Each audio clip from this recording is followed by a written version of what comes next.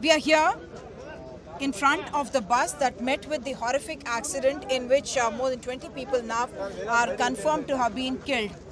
This is a driver's seat that you're seeing. This is a Scania vehicle belonging to Kaveri Travels, and it started from Hyderabad at 10:30 in the night, and subsequently you can see in fact the remains of a bike that actually came under the bus itself, and we understand that that's where the spark happened, and that is where the fire actually started.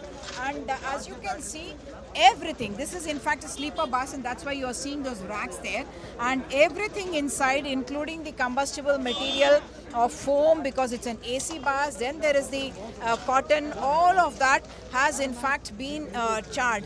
There are teams of the AP Forensic Science Laboratories, the evidence response team, which is now collecting samples, and we do understand that not only cloth samples, but also this is of course the luggage chamber, and therefore you will have all the remains of what people were carrying in terms of the clothes and other belongings of them. But I do understand that there are also certain bone remains that they were trying to retrieve from those areas, because this is of forensic evidence that they need to collect, and that's the reason they have these polythene covers in which the samples are now being collected by the teams that are of course whatever that remained from that very horrific fire. So there were at least 42 people that we know were there in this bus.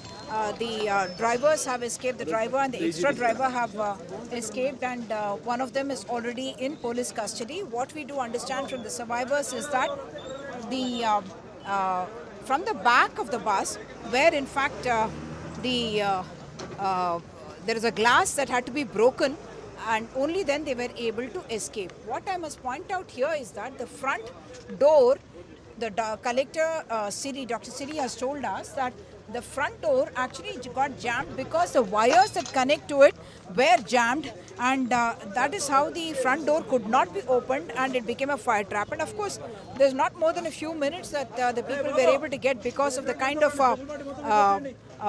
combustible material, inflammable material that was there all over the place, and that is what made the fire spread so fast. What I must point out is also the escape route. The only place from where they escaped is actually the back of the bus, where they broke the glass, and from there some people were able to come out. The name of one, Mr. Ramesh, has been mentioned, that he is the one who broke the glass and was able to make people jump out of this area, because of which at least we have more survivors than could have otherwise happened.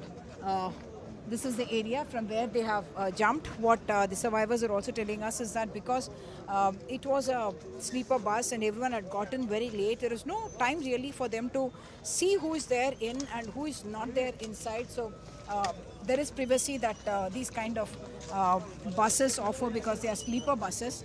But no one expected that this kind of terrible tragedy would be struck on them the day after they were traveling after a holiday at home for Diwali. Most residents happen to be from Hyderabad. On the NH44 in Kurnool district, with camera person Nagraju, Kumar Sudhir, NDTV.